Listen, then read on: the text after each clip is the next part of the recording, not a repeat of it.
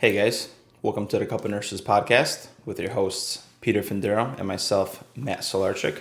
This is a podcast where we tackle hot nursing topics and current health news, one conversation at a time. Thank you guys for tuning in, listening. We really appreciate you guys. As you guys know the drill. Please give us a 5-star. Drill team.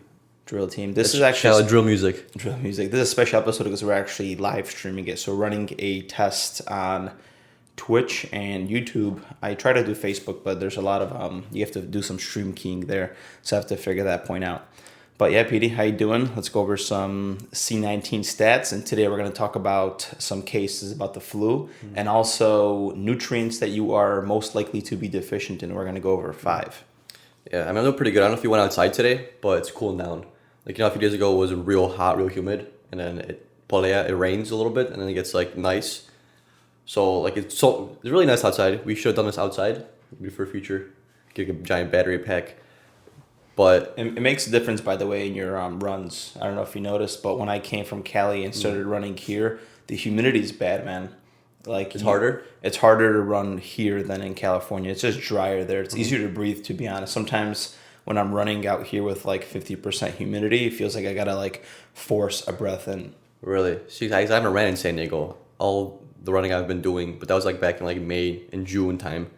It was fine. So maybe basically if I trained here, I should probably be a pretty good athlete in San Diego, right? Maybe I could join the San Diego football team.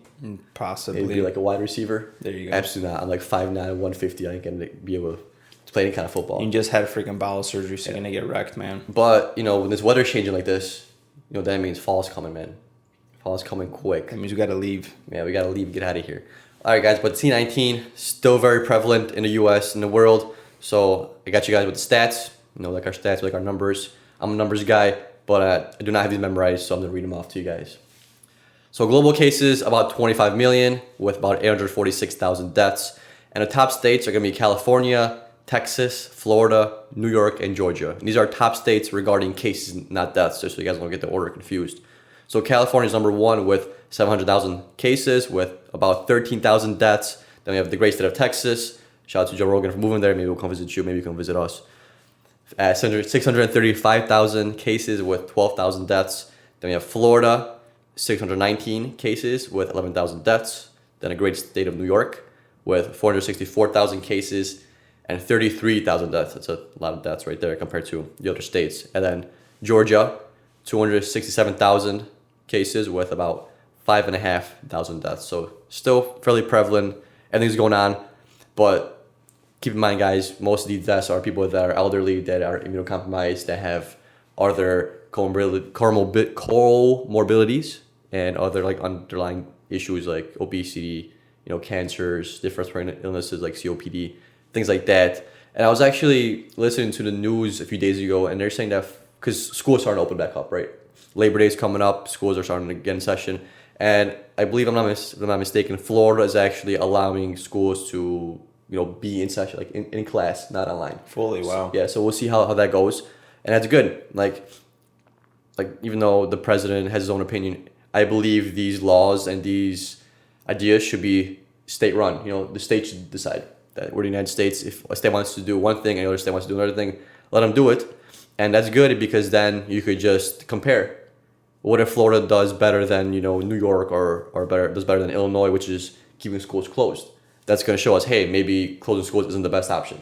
Just like face masks, right? They shouldn't be mandated on a national level, which is something that a party wants to do for this election. I think it should be just like you say, hey, man, state run. Let's figure it out. Let's do it kind of that way. Yeah, in 9/11, they took away our internet privacy and our phone privacy, and now they're gonna tell us to wear masks. It's always something. It's these little things that they take. Hey, it's for the better good. It's it's like you said before with World War II. It's for your safety. Everything's for your safety. Well, yeah, it's for our safety. But when do we jump over the bridge where it becomes our safety, but then it also becomes taking away our freedom?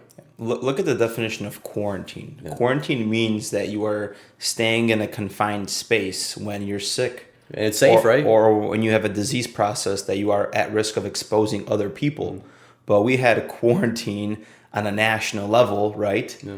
And everybody had to stay inside, even though if you're healthy. Like, we had to avoid the sun. Come on, man. We're like natural beings, and we're taking that away. So, yeah, it's a bunch of goofy Yeah, stuff. every year or every few years, especially during election years, we move the fine line of like personal freedom and like big government, basically. So like safety for your freedom is what it essentially comes down to. So, quarantine is very safe. If you wrap this room in bubble wrap and you throw me around, it's safe. But then what kind of a life am I gonna have? Like, I'll be safe my whole life. I'm not gonna get hurt.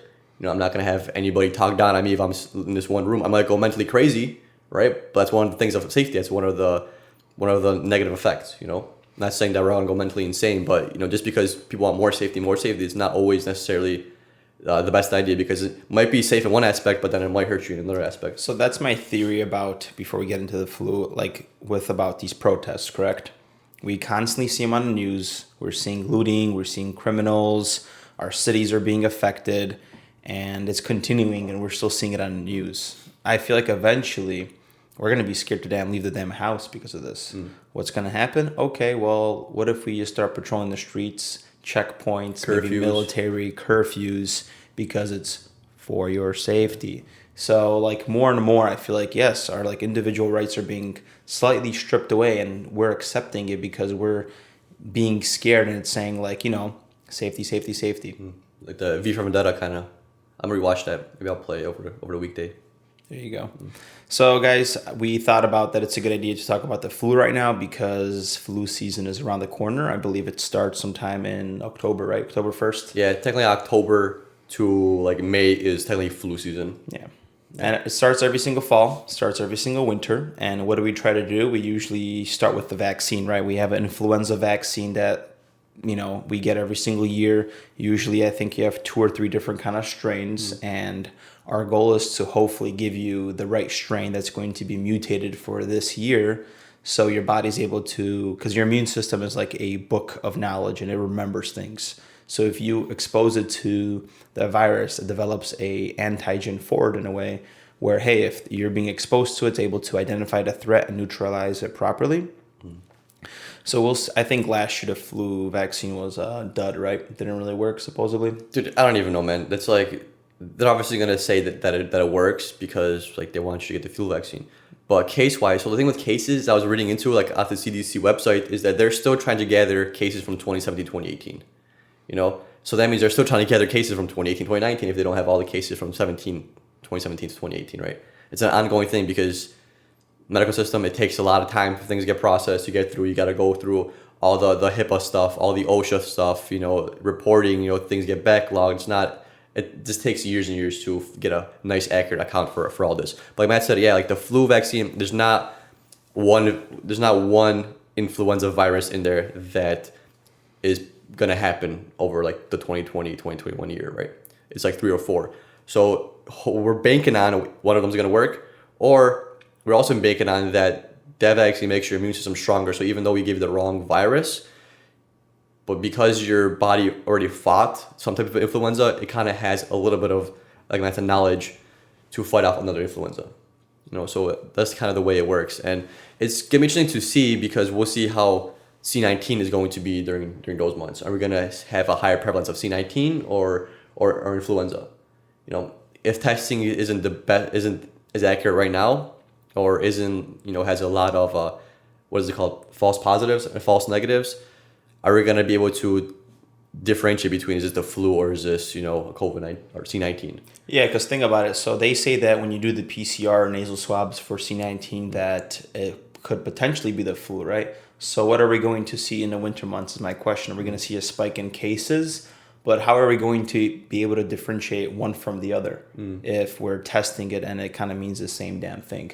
So that's why I'm a little bit skeptical about things. Like I'm not an anti-vaxxer, correct? Like I believe in the basic vaccines that we have out there. We should be taking the whole chickenpox or the MMRs. The what's the other one? Geez, I'm blanking out here. We have also the polio one. The polio one, right? Yes, let's eradicate that. Yes, let's not bring that back up. But it seems like some of these vaccines that we're having now, it's more for business. As you know, this year the business is going to be $60 billion, the vaccine market. I think, to be honest, that this year is going to be the biggest year for a flu vaccine. I feel like this year people are going to get vaccinated for the flu more than ever. Yeah. Because they're going to push this flu vaccine so hard. Why? Because C19 is happening, and the best way for us to differentiate it is to get this flu vaccine. Which, it's okay for some people. Like, I don't, like, my immune system is strong. I don't feel like I need it, but I still have to take it because I'm a healthcare worker, so I'm required to take a flu vaccine. So they're going to push this vaccine saying that, hey, these are very similar symptoms, and the best way for us to treat you is going to be with the flu vaccine, because then if you still get sick with flu-like symptoms, so like C19 symptoms, because they're both respiratory viruses, so they have very similar, mechanism of actions and very similar signs and symptoms, right? So people are going to push these vaccines, say, hey, get vaccinated. That way, if you do get these symptoms, we'll push more for the C19 over the flu, because technically you already got vaccinated, so you should be a little bit stronger against the flu versus C19, right? Sounds very, very And logical. then, bang, November 4th, we get the C19 vaccine. And I'm going to invest in some stocks probably for vaccines now that I think about it. Yeah, man, I haven't been working for a couple of, it's been over 2 months, man. So I'm kind of holding my money for surviving. But I'm just invested in Moderna at the moment. Would you like me to give you personal loan maybe? Personal loan? 6% interest? I'm okay. 3.5% because I know you did. I mean, when I've been flipping stocks, I think I made over 20% plus. There you So go.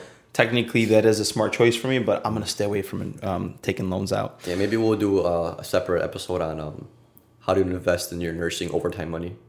That's actually pretty smart. Yeah, because like, a lot of nurses don't know how to invest, or just like the majority doesn't know how to invest. They don't know how the stock market works. I mean, that's a great episode. So yeah. But then things are good when things are good. Once the stock market goes down, no one's gonna want to touch it. But what we've noticed from the stock market is if it goes down, it always comes up. It does. You gotta hold your shit and don't be an idiot. Don't be an idiot. Tesla long. Yeah. Well, that's why you have to learn how to do that. So maybe we'll have an episode for that. And if not, we'll save it for the premium subscribers on Patreon. So yeah. Anyways, if you look at 2017, 2018, we'll go over some stats of influenza. Worldwide, there was 45 million cases, 810,000 people were hospitalized, and there was 65,000 deaths. That's for the U.S., 65,000 deaths. 65,000 deaths happened in the U.S. Every single flu. And it's kind of funny how every single year there has been a flu, but it wasn't brought into your attention on TV. So we just kind of went about our life. But all of a sudden we had C19 happen, and we had to freaking lock down the whole entire country because we had like 1,000 deaths. And it's just crazy how the media works and how it generates so much fear to the people that were like walking around with gloves and masks. And like, I believe in social distancing. Yes, it's working. It's helping the virus do A, B, and C. So we're not spreading the infection. But the fear that happened, it's very silly what happened, man. Every single year we have deaths. I just took an ACLS class yesterday, and the number one cause of death in Americans is heart disease. More than cancer and the other ones combined, correct?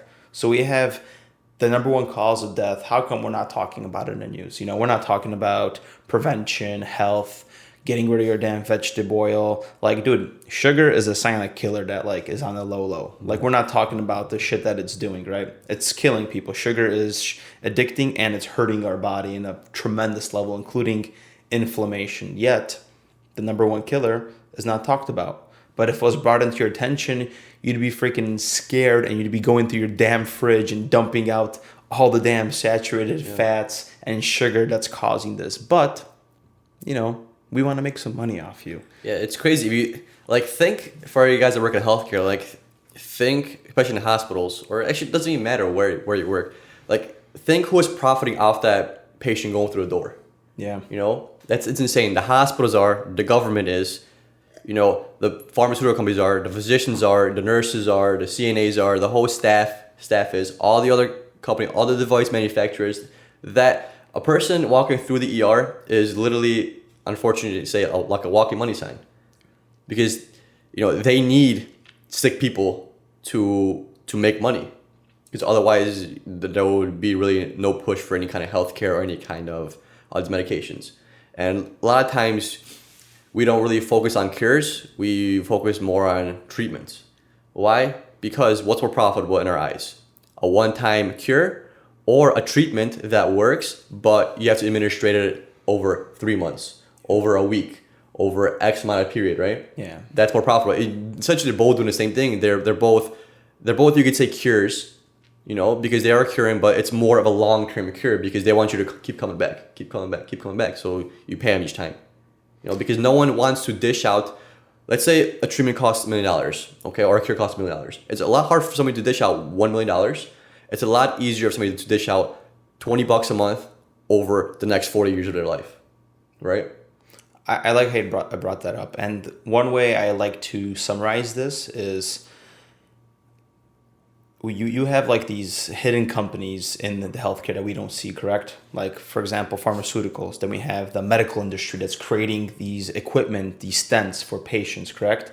Just like in the military, we're thinking that, okay, we're fighting a war and stuff. Dude, there's private sector companies that are freaking signing up government contracts that are making billions of dollars off wars, right? But we're not talking about these. These are like, hidden contracts that are just like under the shadows. Yeah. Same thing here. You have a doctor that signs for, hey, let's push this pill, or let's try this type of device. And I would love for you to bring up the whole LVAD thing. What were you telling me, that sometimes we have to keep these patients alive? Yeah, because it sounds kind of shitty, but on paper it makes sense. Like, it's the truth, man. Not so much for LVADs and more for transplants. Okay, that's what it is. But for LVADs, like, unfortunately, the hospital that I live in, we get dumped on with patients that aren't the best candidates, and we do these LVADs anyways because it's very kind of moral based, more of an ethical kind of issue, because like, somebody comes in, they're very sick, there's no treatment for them besides the LVAD. Nothing else they can do besides the LVAD. And even with the LVAD, they have a poor prognosis. What's an LVAD for those that are maybe not like medical professionals? It's a left ventricular assisted device. So basically it pumps blood for you. It's like a machine that pumps blood for you instead of your heart. Yeah. And people have heart failure that bad where their ventricles and atriums aren't able to contract properly. They need that machine because they gotta pump blood. Yeah. I'm gonna stop you for one quick second. So basically, you have that. No, I already peed before the show, but you have a left ventricle, and the way we measure its function is called ejection fraction, right? Yeah. How much blood gets squeezed out of that damn left ventricle that circulates your body. Eventually, if you have a shitty diet, you have high blood pressure for a while, your muscle's gonna hypertrophy, right? Or if you do drugs, whatever the case might be, your heart cannot supply its own blood. Yeah, so when you think of hypertrophy, like for your quads, for your legs, hypertrophy is good. Muscles getting bigger, it's getting strong. But for the heart, when your muscle hypertrophies, the chamber on the inside actually shrinks. The muscle gets bigger, but that hollow hole on the inside gets smaller, right? So eventually your ventricle specifically your left ventricle gets so big where it cannot pump out blood. Yeah. Because even though it can pump, the chamber inside is so small where it's not gonna sustain life. So what that machine does is actually takes blood from your left ventricle, bypasses the pump. Sometimes the heart still pumps, and then the aortic valve opens up. It depends on how sick the person is, and it basically just takes that blood from left ventricle and puts it directly into the aorta. And it's like a centrifuge. It just nonstop. A lot of times people don't have pulses. A lot of times people are exposed to LVAD patients for the first time. They freak out because they have no pulse, and they're just like, "Holy shit, this guy's dead," but he's walking and talking to me. Like, how does it make any sense? So that's kind of the way it works. And what were we talking about before that? We were talking about how for transplants. Oh yeah, it's a numbers thing. Yeah, it's a number thing. So it's not just, and nobody could just be like a transplant hospital. You gotta have good numbers, good outcomes, right? So like the key our goal is 1 year. You want to have somebody that has a new heart live at least that 1 year, And we have very good surgeons. We have a very good facility. It's just sometimes our patients are just that sick where it just happens to not work out, And sometimes, the hearts aren't just available on call. Sometimes you have to just say, hey, this guy's gonna die within, a few months. Let's try this heart. And of course, the patient accepts. He gets explained the benefits, the negatives, what can happen. And sometimes, we don't always have the perfect heart for every individual. And that kind of sucks. And same way, even though we have a perfect heart, we don't have a perfect candidate. It's kind of give or take. So like sweating over here, but so that's kind of how it works. We're not robots. It's not just when you go to a car, they swap out your oil pump with another oil pump that's exactly the same for that model, right? It's not how it works. But yeah, so 1 year is like the goal mark, and if your transplants live past that 1 year mark, that's like a nice green check. That's positive. But if they die before that, that's like shows as a failure. You know, even though from like our nursing standpoint, you know, we try to keep these people alive as long as possible because not only do we not want to get our program taken away, we do legit care about these people.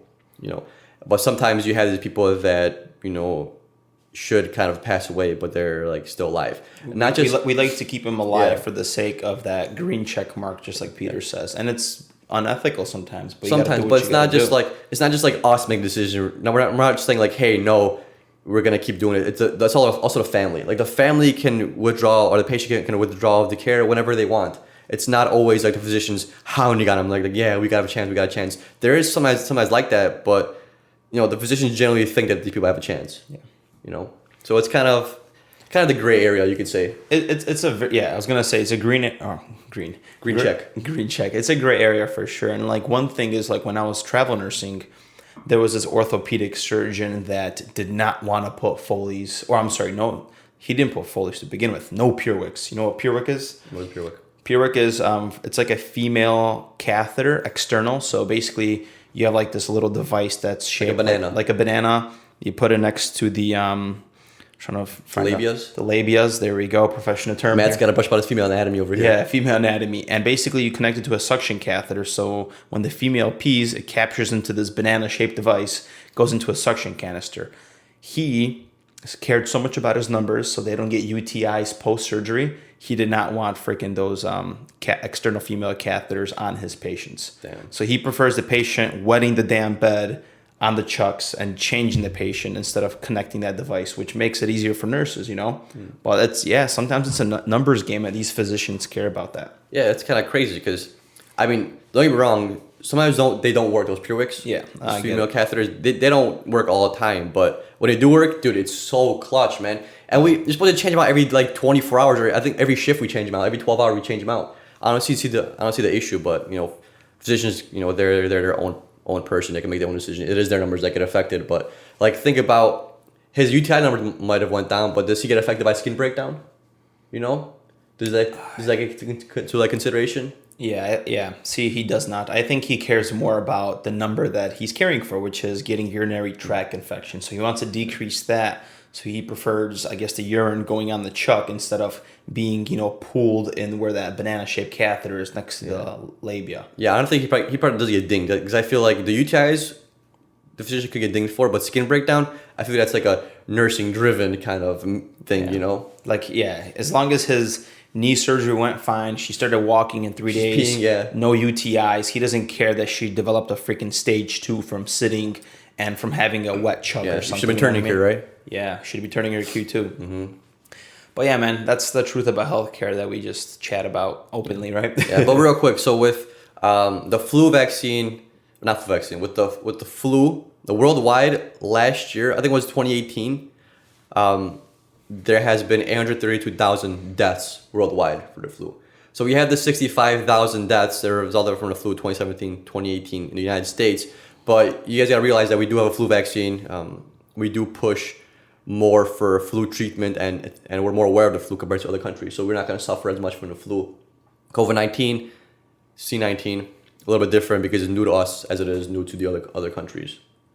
So today we have what in the United States? Let me check real quick. Death-wise, in the U.S., we have, I pulled it up over here. I didn't put it in the show notes, but I looked it up real quick. We have 186,000 deaths just in U.S. alone with C-19. And like, you know, the World Health Organization estimates that every single year we're going to have anywhere from 290,000 to 650,000 of flu-related deaths worldwide. So, I mean, like, people are dying from it. You know, it's okay. And we're going to be dying from this virus that's out now, too. It's nothing new, man. Viruses have been out forever. I don't know how long. I don't want to say evolution. Billions of years. There we go. Let's just quote that one. Don't quote us on billions. And has billions. Yeah. Oh, yeah, for sure. Billions of years. Easy. You quote me on that one. Billions of years. I guarantee viruses have been around for billions of years. For sure. For sure, dude. And so it's like, it's nothing new. We're still dying. And it doesn't mean we have to close our economy and do all this other stuff, you know? Like, that was just ridiculous, man. Yeah, temporary is okay. Temporary closures, completely fine. Hey, we're all willing to sacrifice for the greater good. Because even though the elderly are dying from this more than, you know, others, still, like, we love our elderly. We don't want to have our grandpa or someone's grandpa pass away, or grandma or anybody like that.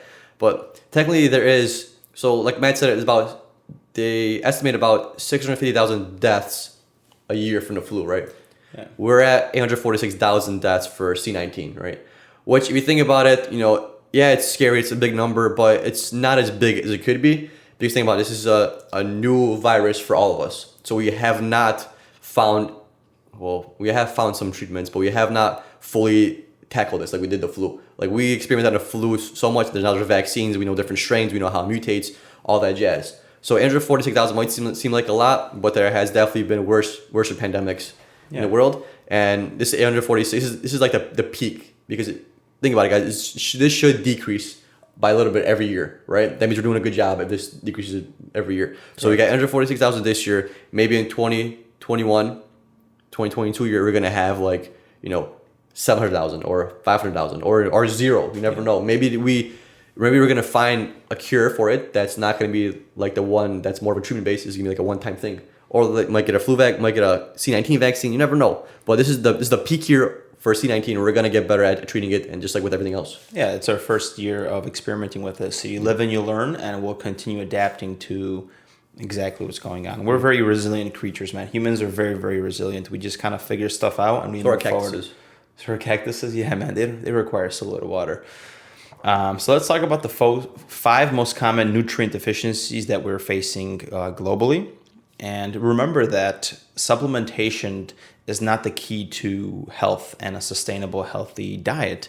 We need to be consuming this from a balanced diet, these nutrients. It's not just taking a pill and we're good to go and we could go eat our Pop-Tarts and stuff like that. And that's where, we're seeing deficiencies in the Western diet, mostly in these important nutrients, is because we think that supplements is just the key to doing things. We don't eat our greens and stuff like that. But let's go over the first one. So the first one that's most commonly a nutrient deficient is iron. And if you look at, I just went to 19. If you're 19 to 50 year, a male should be consuming 8 milligrams of iron, and a female should be consuming 18. And if you're pregnant, you should be consuming 27 milligrams. The reason why females have more is because they menstruate and they lose iron literally every single month. But iron is a super essential element for blood production. Literally 70% of our body has iron in it, and it's located in our red blood cells, hemoglobin, and it's also stored in our muscle cells, and it's called myoglobin. Basically, hemoglobin, which iron is a part of, is very important for transferring oxygen from the lungs to the tissue and from every single cell. So it's a very, very, very important thing. And that's one thing that C19 does as well, is somehow it stops that transferring of molecules. I think I was reading something that it inhibits some kind of iron production, like hemi. Don't quote me on it. Anyway, so according to WHO, there's literally 25% people that are deficient in iron worldwide. And most common consequence of iron deficiency is going to be anemia, where you have way too little production of red blood cells, which inhibits the carrying capacity of oxygen basically around the body. Some symptoms that you might, experience is being tired, having pale skin, your hands and feet might be clammy, the extremities, you might have a weakened immune system, burden nails, and things like that. They need iron. You need iron? You a little bit cool there? Maybe a little bit nervous. You had some coffee, caffeine spiked it up. You know what I'm saying? Yeah. Maybe you never know, dude. And there's 2 main sources of iron. One is hemi iron and one is non-hemi iron. So hemi iron is the best form of iron. It's well absorbed by the body. And it's basically found in animal foods, particularly in red meat. And I love myself a good piece of steak. So red meats, you got organ meats, shellfish, and some, sardines, things like that. I haven't had organ meats for a while. I don't know, I used to live back at home. My parents used to make liver every so often. I haven't had any organ meats in a while. It's very good to eat, man. I don't think last thing I consumed was... So I think organ meats. Nah, I haven't had any organ meats for a while. I did have some bone marrow and stuff like that from good meat from the slow cooker. It tastes good, man. That's the stuff that we need. Plus, it has all these important properties to help prevent osteoporosis and stuff like that.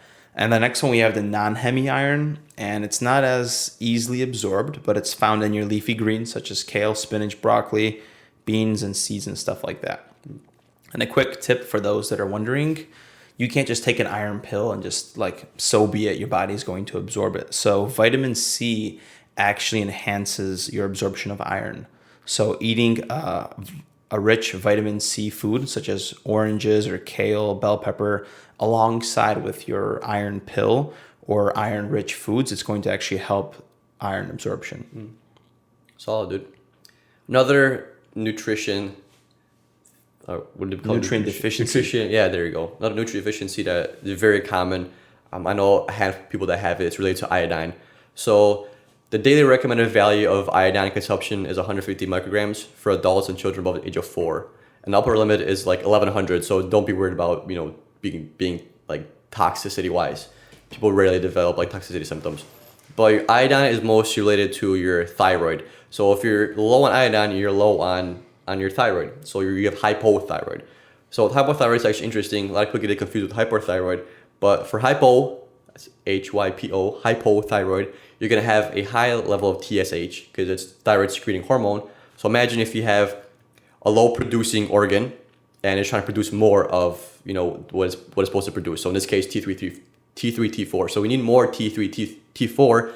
And what produces that is your TSH. So your body's going to rev up the production of TSH, but it can't convert the TSH into the T3, T4 because you have hypothyroid. So your TSH is going to be high and your T3 and your T4 is going to be low. Very common. I know a handful of people that have it. Like I have a few aunts that have it. I know of like a few other women that have it. I'm trying to think about what percentage. Maybe like I want to say 25% of the women that I know that are older have hypothyroid. And the most common thing we see with hypothyroid is like the goiter, which is an enlarged prostate. Like if you think of BPH, like benign prostate hypertrophy, where your prostate, increases in size, the same thing happens with the thyroid. Because they're trying to produce more of that T3, T4, but it can't, so it grows to compensate and, increase the TSH, but, it never really is able to successfully create more T3, T4. A lot of people take thyroid medication for that, so levothyroxine, the most common one. Some of the signs and symptoms you're going to see is, so these signs and symptoms with these nutrition deficiencies, they're going to be very common and grouped up. So specifically with hypothyroidism, you're going to have the goiter, but you're also going to have fatigue, weight loss, just feeling tired. You might have dry hair, your hair might fall out, flaky skin, trouble learning and remembering. And also you're going to feel cold all the time. So if you feel cold all the time, you might have hypothyroidism. You might not have the full blown, but you might just have low T3, T4 compared to like hyperthyroidism, which if you look at me right now, I'm sweating. For who knows, maybe this coffee is giving me hyperthyroidism, but no, it's just the effects of the caffeine. Some of the key sources of iodine are going to be, majority of it is in seaweed. I think I've ate seaweed like twice in my life, if that even. When I get sushi, I like it. Oh yeah, with sushi, I forgot. But I have had sushi in a while. I have sushi a lot, but I think I put a lot of seaweed. Because the wrap is seaweed, isn't it? Depends. The seaweed wrap. Sometimes you can get a seaweed soup from them. It tastes really good. I never had the seaweed soup, but they do wrap the sushi in seaweed though. So yeah, if I get sushi, I guess I eat seaweed. But with that is 1 gram of kelp has over 5,000% of the daily value of iodine. So eat a few sushi rolls and you're good to go, I guess. So next is fish. About 3 to 4 ounces of fish can provide about half your daily value of iodine. So I know some people don't like fish or have allergies to fish or are allergic to iodine. Then you're gonna need to find different sources. You could have supplements that will provide it for you, or some people you get it from different sources. You could not only fish, dairy has it, and eggs. So just because you can't have fish doesn't mean you can't get any iodine. You gotta take a supplement. No, you could just get it from dairy or fish. If you're vegan or vegetarian, well then you're gonna need to find some other stuff online for you, because I don't have a solution for you at this moment in time. Yeah, it sucks to be vegan. Take a pill. No offense. And I would love to make a podcast episode about like iodine, like what causes your body to become deficient in it as a specific foods, because like people don't realize that we're hormonal creatures. Like we need cholesterol for that reason, right? Because hormones are creating every chemical reaction in our body almost, and it's signaling different parts of the body to do different like things, right? So I would love to kind of dive into that, or have somebody that's an endocrinologist on in the near future. So cool. That's why, guys, if you guys keep supporting the show and giving us the 5-star, we keep on we keep on giving. The show is only going to get better because we could bring on higher quality guests, because they're gonna know like, oh, okay, Couple Nurses is a pretty solid show here, But yeah, so the next deficiency, I should say, is vitamin D. It's hard to say, nutrient deficiency. I keep getting mixed up in my head.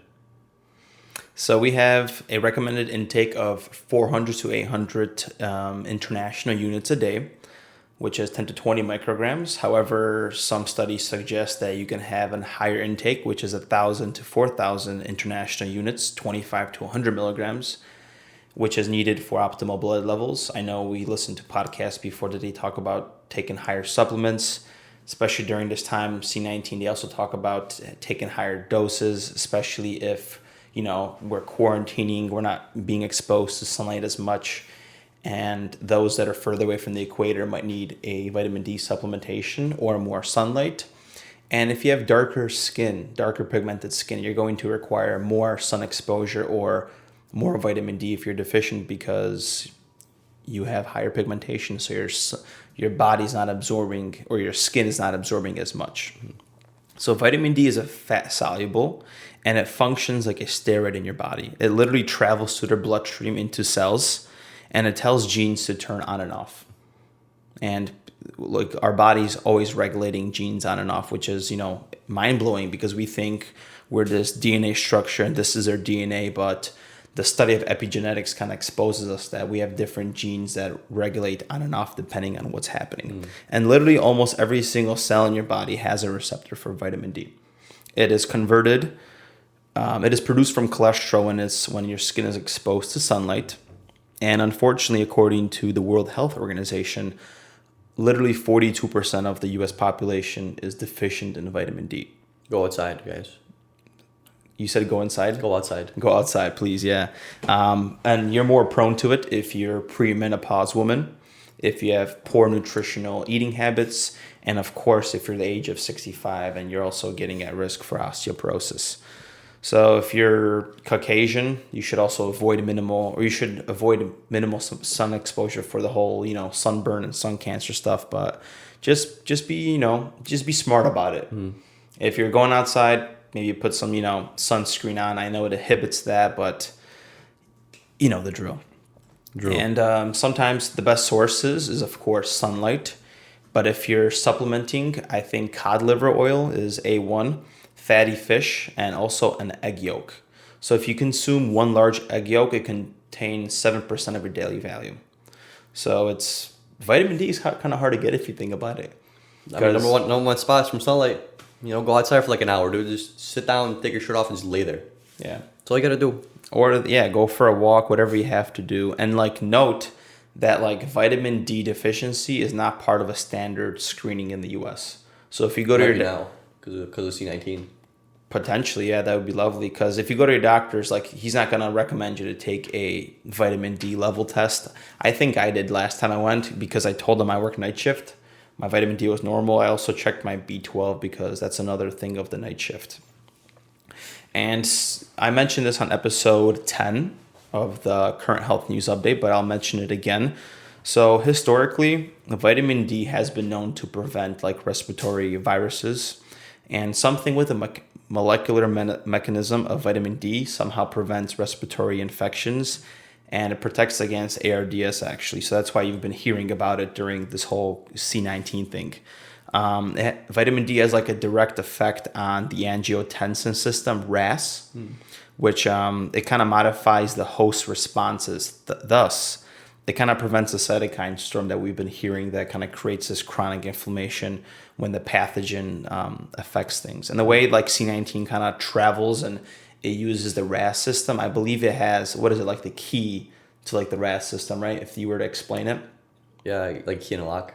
It's like a key in a lock, and it's able to enter the cells that uses the RAS system, which is mostly located in your lungs.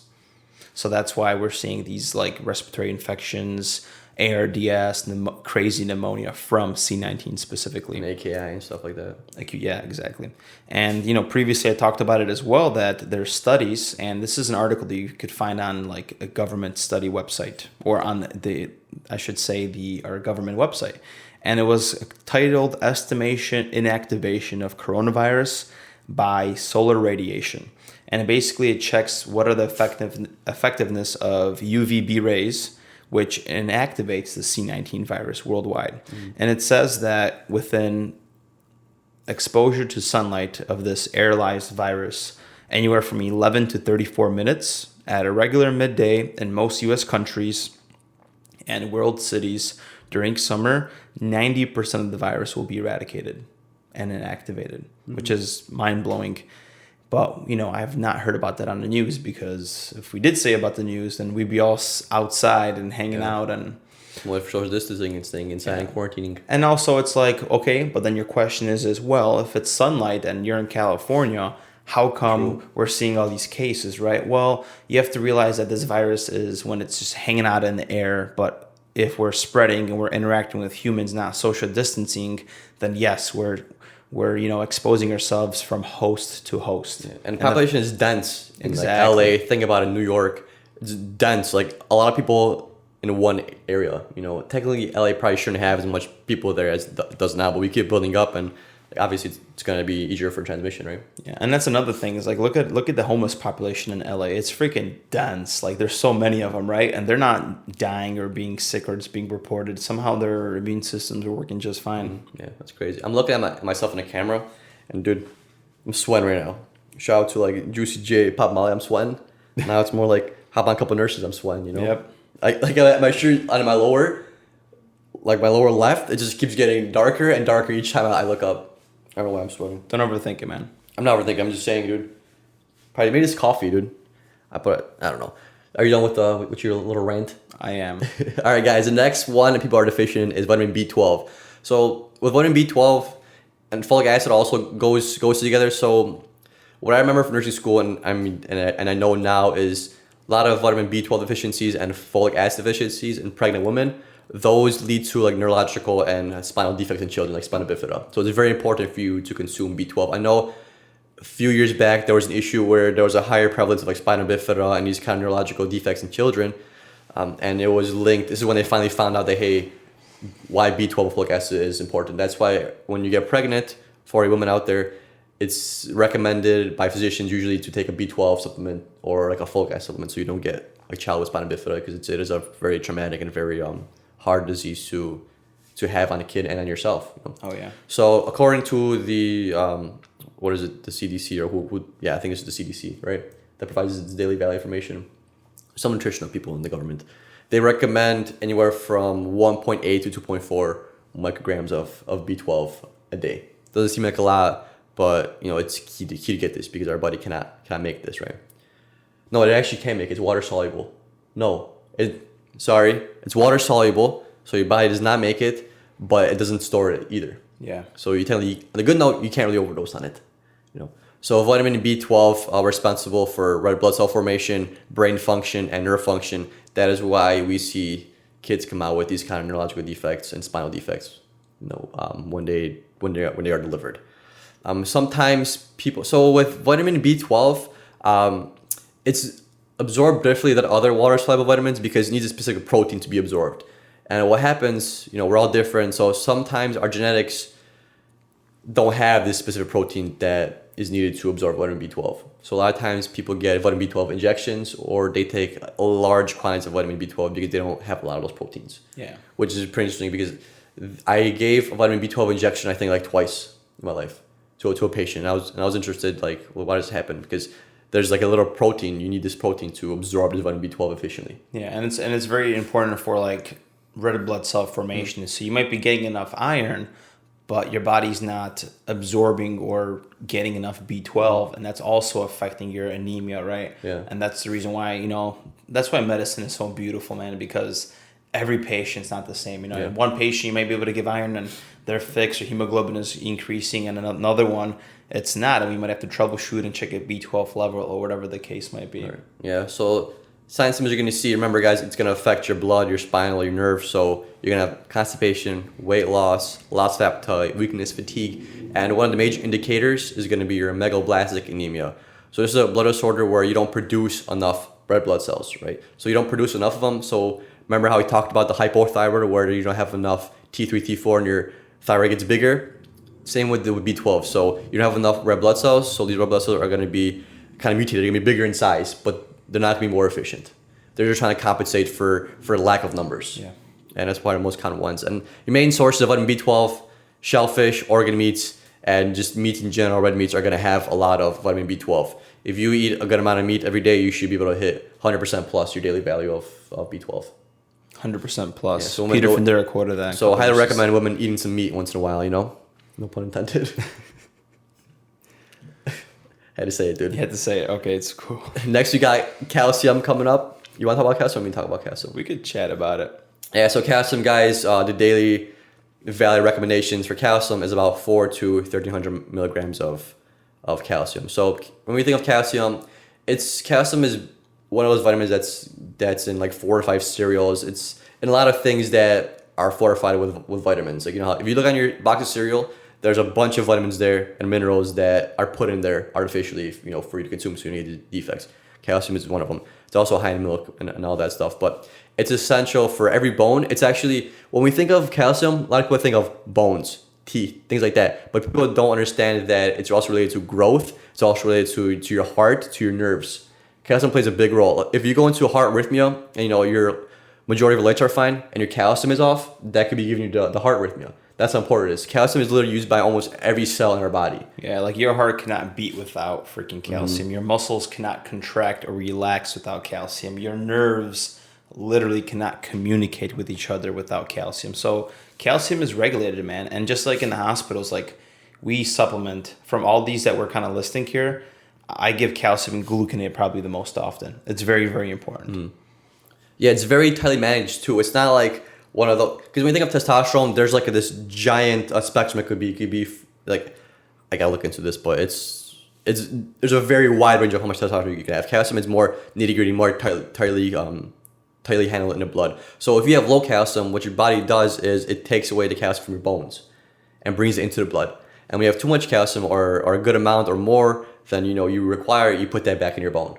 So a lot of the issues with calcium is you don't consume enough calcium. Where's your body getting the calcium from? Your bones. So that's why you're going to see a lot of these signs, symptoms that are related to like your bone formation and things like that. Like osteoporosis is a key one. Osteoporosis, porous bone is basically what it means. Osteo means bone, porous means porous. So if you don't have enough calcium in your body, guess what? Your bones are going to be weaker, you're going to be brittle, you're going to be more prone to breaking. Yeah, sometimes people told me if you have like those little white spots on your fingernails, supposedly that's low calcium, but that might be a myth. White spots on your fingernails? Yeah, supposedly that's low calcium. Like this stuff, the cubicle stuff. No, because I pick at mine all the fucking time, dude. You don't gotta swear, man. Little dots like this. If you look at I don't know, man. My mom told me that I'd have to fact check a Polish person here because I have like a white line because I was ordering vitamins for my grandma and lady told her order C90. Or C60, which is an antioxidant, and it's absorbed in olive oil and super healthy for you. And I looked it up, and it says it's only intended for scientific research, and it's not backed up by anything. And the lady's like, "Oh, you have an American way of thinking." Right away, she just like bashed me about things. I'm like, Grandma, I'm not gonna order this for you because there's no research for taking this. You could find antioxidants in freaking dark chocolate, some strawberries, some blueberries, or vegetables. Vegetables, exactly. There's no, but people like. And just like the vaccine business, like supplementations is a business within itself too, man. And they push these little things, just like working out, man. There's like BCCAs, there's creatine, there's all these different amino acids you need to take. And then you need post-workout. Then maybe you should have some protein. Oh, don't forget to take protein, casein, because it digests slower, so your body's able to be fed throughout the night. There's so much bro science in that industry too, man. Oh, yeah, for sure. And some of believe it or not, I used to go by some bro science back in the day. Like, as we're like, especially like when we're in high school, college, like bro science is where it's at because, you're developing, you're growing, everything's about growth. You get swole, you get big, everything's growth, and they're feeding you supplements and like putting you on these standardized templates of when you should eat what protein is the best to consume at what time should you eat it before you work out, after workout, in between, what should you drink intra workout. Like, it's crazy, dude. It's all supplements. Like, some of this stuff is not beneficial, nor does it hurt you, but someone's just trying to make some money off it. Yeah. So they can't harm you and it can't do you any good. But why don't you resell it? It's just like us, like they say to eat 6 meals a day, we do intermittent fasting, correct? And I don't recommend it for everybody. I think it's healthy. It works for me. My body's adapted to it. But maybe for some people, they just can't handle that. And that's totally okay. Yeah. Like the thing with like working out and eating healthy, balanced diets, every human is different. And you should curate your diet to yourself. No one should tell you to eat this way. And if they are, they're just following the damn trend just like everybody else. Like, Unless your doctor telling you to lose some weight, then you should probably take a listen. yeah, you should probably eat a little bit less. Yeah. That's all mathematical in that case. Calories in and calories out. And the last thing I wanted to mention about calcium is that when it comes to like deficiency and like osteoporosis, like it's hard to like find out signs and symptoms. Like, you know, you can't just look at somebody like, oh damn, my calcium has been low all month. My bones are getting brittle. Yeah, I like can feel it. that shit happens over years and decades sometimes. So just be aware of it. Just figure out what you're kind of consuming. Maybe your nails are becoming brittle. Maybe that's one of the little things. Maybe your muscles are spasming. You're having Charlie horses frequently, like at night. One, yes, that could be possibly Potassium, dehydration or potassium, but also could be calcium. So, you know, you are your own experiment in a way in the human body. So just troubleshoot that things, and just like us, you know, I experimented with so much damn little things. Like I went keto for a week. We went vegan for 6 months. You know, like It's interesting. You just experiment exactly. But the thing is you just have to try. Don't listen to one form of, hey, this is the right way to do it. Like keto was that huge trend, dude. Yeah. Like everybody hopped on keto. You lose weight, and that everybody listened. Okay, I'm gonna hop on keto too. But they were feeling like shit. They felt like they had the flu, and some people hop back on it. They gain the weight back. Like You gotta try before you buy. You know, before you commit to something, just try it. You know, that also goes with your valves of the heart. exactly. So it's like just be experimental, be open to new things, and take time to listen to your body, see how you feel, you know, or introduce new foods in and out. And yeah, we could keep on talking this forever because I love this stuff. So, Yeah, I know. Somewhere down the line we have to wrap up this show. Yeah, guys, if you're lacking calcium, drink some milk. Drink a glass of milk. That's like a third of your daily value of calcium. Drink 3. Drink 1 in the morning, afternoon, and evening. Or if you're having trouble falling asleep, you can always do like a little bit of honey, a little bit of milk, and it also prevents some allergies. If you take a lot of like, for me, damn, I've been slacking on my honey. That's probably why I'm getting my allergies. Usually to prevent my allergies, I usually eat honey almost every day, and I've been slacking for the past like 2 or 3 months, and I got my allergies back. Yeah, they say so. Yeah, for those that are wondering why honey works like that, so it's just like you exposing yourself to little things. So if you're allergic to seasonal allergies, which is pollen, well, honey has a little bit of pollen in it, Especially local. and then you're consuming, a little bit of honey, so you're exposing your immune system to this pollen. So then when you breathe it in from grass, or when you have unhealthy like levels in your city, you're not going to start freaking out. Your immune system's not going to become so overreactive because it's been exposed to little drops of this pollen. Exactly. I could have said it better myself. It's just like those people that have the OCD or anxiety or phobias, whatever the case might be. Let's just say you're afraid to approach a damn girl, or if you're a female, you're afraid to Go in an elevator. go in an elevator. Sure, man. Like in order to break that phobia, break that anxiety, you have to give yourself incremental little stimulations, exposures to that to actually change, And a psychologist or whoever therapist is going to tell you the same damn thing, except you got to pay for it. You do. So you should get it from us, Get it from us, yeah. Speaking of exposure, thank you guys for exposing yourself to us. Had a nice chat. If you guys like the live stream, keep tuning in. I like our background of our live stream. I think it's fucking cool. I don't think we're gonna change it. We should leave it like that, the way it is. Agreed. We were kind of on the fence about it, but I like the way it looks, and it actually matches your wall in your room too. So we're gonna need repaint. We're gonna need to paint. Everywhere we travel, we're gonna need to paint a wall. We have to learn how to do it. We could do it. YouTube. We'll fly in Stephanie and Dan again. Yeah, we're gonna have to travel nurse with like 4 buckets of paint. Yeah. With 4 different colors, just to make sure that we could paint this kind of beautiful wall. And the lease is gonna be like it'll be in the contract. Able to paint 1 wall per building. Per building, yeah. We could probably make that happen, man. Yeah. The world is ours, man. Just like with everything that we have going on, that we're working on secretly, guys, which has been a freaking mission. Yeah. It's just, let's wrap this up, baby. All right, guys. Thank you for tuning in. We'll see you guys soon. Bye. Chat soon.